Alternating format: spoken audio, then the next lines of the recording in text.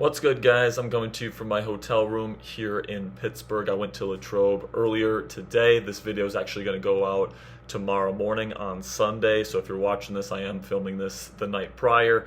But I just wanted to get my thoughts here on camera about what I saw from Latrobe today. And it was a lot of great stuff. So make sure you guys go follow me on X if you haven't already. I got live practice updates every single day. We put up a bunch of great video of Justin Fields slinging that thing today. So if you want to go check all that out, you can find me at Jack_Sperry. Make sure you give me a follow for those live practice updates moving forward. Okay, now let's get into today's practice report. And the talk of the town, no question about it, is Justin Fields. Now, he had a couple more clips go viral today, and honestly, I thought that he had kind of a solid day for sure, but probably not a stellar day. He didn't have as many downfield shots as he had in the Friday Night Lights practice or in Tuesday's practice. It wasn't his best practice, but it certainly wasn't his worst, okay? He did have more turnover-worthy throws. He did have a pick six early in practice to Beanie Bishop Jr., and then he almost threw a really bad interception across his body to DeMonte KZ that ended up being dropped in practice. And again, less downfield strikes, but overall good stuff. He was getting the ball out in quick game. He was scoring touchdowns in the red zone periods. He was 2 for 4 today in 7 shots. So it was just a very solid day for Justin Fields, in my opinion. But the one thing that I will say about Justin Fields throughout this entire week here in week 2 of Steelers training camp is that he's been on the money with the intermediate throws, whether that's a corner route, whether that's a dig over the middle of the field. Those intermediate routes, you need to be able to hit those in the National Football League to get those chunk plays.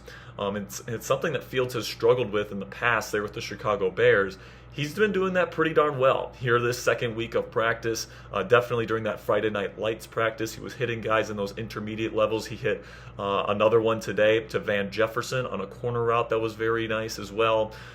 He's definitely doing a good job in that regard, and I think that's a sign of growth from Justin Fields, which is very exciting, coming to us from Chicago where he didn't get much development. Certainly hoping that he can get the proper development here with that amazing skill set that we all know and love. Now, my worry right now is that the hype is getting so high, it's approaching like Kenny Pickett levels right now, where, of course, last year, if you guys remember in the preseason, everybody in Steelers Nation was talking about how good Kenny Pickett was looking in training camp practices, and then of course he goes out there in preseason games and he lights it up. He was the preseason MVP last year in the NFL pretty much, and everybody was expecting him to be a top 15 to top 10 level quarterback in this fan base, and they were completely hoodwinked, right? So I'm worried that that kind of similar situation is happening with Justin Fields, where, some viral clips go out there, people think that he's doing that all the time on every rep, and expectations get blown out of proportion. So although I'm excited about Fields, I think that he has shown some growth, and I think he's shown a lot of good things. I think it is important to manage expectations in terms of what we're going to see from Justin Fields this year, because I feel like when I go on Twitter now, people are talking about this kid like he's the next Patrick Mahomes, and he's going to be like an MVP breakout star in the National Football League this year. And if that happens, fantastic, man. I love Justin Fields. I loved him coming out of Ohio State. I love his skill set. And if he develops here in this Arthur Smith offense, he could really be dangerous. But I do want to maybe manage those expectations a little bit, especially before he even takes a snap in an actual game for the Pittsburgh Steelers. And my worry here is that, the hype is getting so crazy that they're going to completely abandon Russell Wilson, right? If Russ makes one bad throw in Acrisure Stadium in the home opener in week 3, I'm worried that there's going to be "we want Justin" chants, right? If there's just one bad throw, or if there's one bad drive, or whatever the case may be, it just feels like there's a lot of mounting pressure on Russell Wilson, even though he hasn't even taken a single snap in 11-on-11 practices so far in training camp. Because people are completely sold on Justin Fields already. And I do want to say as well, if Justin Fields plays early, this year, the Steelers lose a 4th-round pick, right? In that, because of the deal with the Chicago Bears, if he plays more than half of the offensive snaps this year, that 6th-round pick that the Steelers sent to Chicago turns into a 4th-round pick. So when it comes to Fields and the decision to eventually start him, I think that it makes more sense to go with Russ right away to see what you have in him, because if you play Russ or if you play Fields right away, you're pretty much giving up a 4th-round pick for that decision. So if you make that decision to go to Fields, you have to be 100% sure it is the right call, okay? And through preseason, he's going to have to play a lot better than Russell Wilson. Russell Wilson will probably have to struggle, and Fields will have to be clearly the better quarterback for the Steelers to consider playing him week 1 as their starting quarterback. Now, in terms of Russell Wilson today, he was once again limited, and I think that he had a pretty solid day. I believe he was 4 of 6 with a drop, so once again, pretty efficient. But then again, it's just 7-on-7s. It's not 11-on-11 football with a pass rush coming after him. There's no pass rush. You can just find an open receiver and put it on him, right? So it's not real football that we're seeing from Russell Wilson. He's looked good in that limited action. But, we need to see this guy in 11-on-11 drills so we can get that comparison with Justin Fields, and we haven't gotten that yet, which is part of the reason why the Fields hype train has really, really gotten going here since training camp has begun. Now, I still believe Russ is going to have a successful season here. I think that he's going to be a really good fit in this offense. And I think that, with what they're asking him to do, which is to throw the deep ball off of play action, protect the football, and win games late, he can absolutely deliver the goods for the Pittsburgh Steelers this year. And I still think with Russ, if he starts all 17 games and he's healthy, they win 10 to 12 games this year and they make the playoffs, and they're going to be a serious contender in the playoffs this year. I think their defense is going to be phenomenal. I think their run game is going to be great.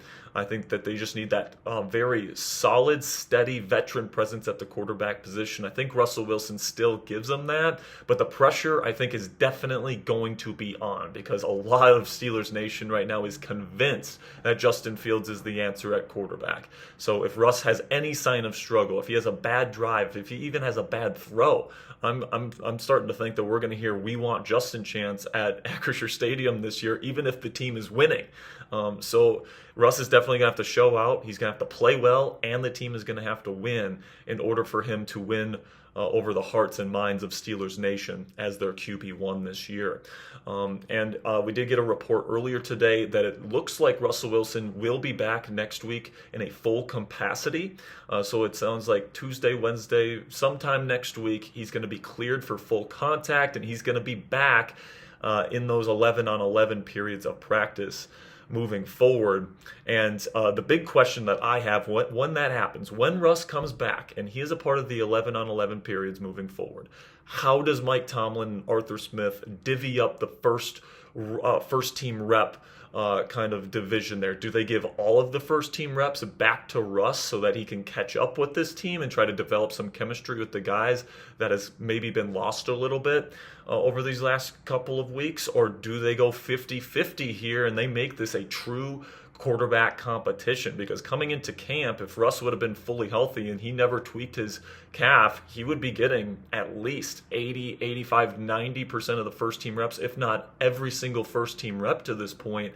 And just in the Justin Fields hype train might not be as crazy as it is right now. But now that Fields has had 2 weeks essentially of practices with the first team, he has looked pretty darn good in those practices, generally speaking. There's definitely pressure on Russell Wilson now, and there's pressure on the coaching staff to give Justin Fields a fair shake at this QB1 spot for week 1. So I'm very interested to see how they divvy up those first team reps once Russ is officially back. Now, kind of shifting away from the quarterbacks here, I want to go over some of my other standouts from practice today. Nick Herbig had a really good practice today. He was beating Broderick Jones like a freaking drum today, man. Like, he was a constant win after win, multiple sacks, nice wins in the run game as well. Nick Herbig looks like a legit edge rusher in this league, man. And to have that guy as your rotational guy, I mean, he might be the best rotational edge rusher in the National Football League this year. Another guy that's been very impressive to me, Van Jefferson Jefferson. He's always getting open. You can tell that he does still have that athleticism that he had coming out of Florida. He ran a 4.39. At his size, he's over 200 pounds. So, he's definitely brings a skill set that Arthur Smith appreciates. There's a reason why this team signed him relatively early in free agency, and he's been showing that throughout camp. Super steady presence. Not going to be a superstar level player for this team, but you got a George Pickens that is your true number one. Perhaps Van Jefferson can be a very solid number two while we wait for Roman Wilson to develop. Beanie Bishop Jr. also had another great day today, had a pick six on Justin Fields, blowing up a screen at the beginning of the second team period today. He was phenomenal once again. George Pickens had another really good day today. Lots of touchdown receptions, 7 shots, he caught 2 touchdowns. He caught a couple more later as well in the 7-on-7 stuff. They're targeting him a lot in the red zone, which is something that Matt Canada didn't do enough of, as we all know. So really excited about George Pickens, and specifically in the red zone this year. Cam Johnson, the punter, was phenomenal today during the punting period. The kicks were just booming off of his leg. I think that the Steelers got a really, really good punter here in Cam Johnson. Really excited to see what he's going to do this year. Quez Watkins had a good day today, had a spectacular catch thrown by Justin Fields for a touchdown in 7-on-7s today. So pretty decent day for Quez. Made a couple guys miss in space as well. Des Fitzpatrick, number 82, caught a couple of touchdowns today as well. He had a good day. So it's good to see Des getting it going. That's definitely a name to watch out for in these preseason games, by the way. And then Jonathan Ward, the running back, number 35, back-to-back plays. He scored touchdowns, and he did like a little dance in the end zone. He did a good job with the second-team offense today. Jonathan Ward, definitely a name to be watching out for here in the preseason games. Now, before I say goodbye here, guys, just a little bit of a recap here. I think Justin Fields looking pretty darn good. I came into this training camp saying that Fields is one of the best backup quarterbacks in the National Football League, and it definitely seems like that is the case. The only thing is we haven't seen Russell Wilson. We haven't seen what he looks like in this offense, and I'm definitely wanting to see the comparison. I want to see these guys battle it out, and it's going to be interesting to see if we even get that opportunity, right? Once Russell Wilson comes back, it's like he's missed 2 weeks of these 11-on-11 periods, man. Like the Steelers might just give him all of the first team reps once he comes back, because they've already seen 2 weeks of Justin Fields. They know what he looks like with these guys. So it's definitely possible, guys, that there's going to be a lot of Steelers fans upset with Mike Tomlin and Arthur Smith, because once Russ comes back, I do think that there's a pretty decent chance that he gets all of the first team reps, or at least most of them. And people are going to be clamoring for a true competition. There's going to be some outrage, but I do think that's probably the right approach. I think Russell Wilson is the steady veteran presence that this team needs. They already have everything set from the defense to the run game. The wide receivers are showing up this year. Hopefully Roman Wilson can show up once he gets back from injury. And what they need is that steady presence. And I think Russell Wilson certainly gives this team that. Justin Fields, as exciting as seeing him in the lineup would be, it's definitely a big unknown, right? He's younger. He doesn't have established success in this league. And if you put him out there and he stinks, it's hard to put that Russell Wilson genie back in the bottle, right? So I do think it's the right move. Unless Fields is clearly better than Russ, which I don't see happening, I think it is the right move to start the season with Russ under center. And then, if the team is struggling, if the team is not doing what they need to do when they get to that gauntlet towards the end of the season this year, then that's when maybe you introduce the idea of bringing in a Justin Fields to try to make this a super run-heavy style of offense, right? So that's kind of where I'm at right now, man. Fields playing well, Russ playing well in the 7-on-7s right now. It's definitely going to be an interesting development here over the next couple of weeks, and we're going to be covering it right here on Steelers Talk. I'll be back in studio on either Monday or Tuesday, guys, so make sure you click that subscribe button. Really do appreciate all of your guys' support. I head back to Dallas, Texas tomorrow. It's been so much fun here in Pittsburgh.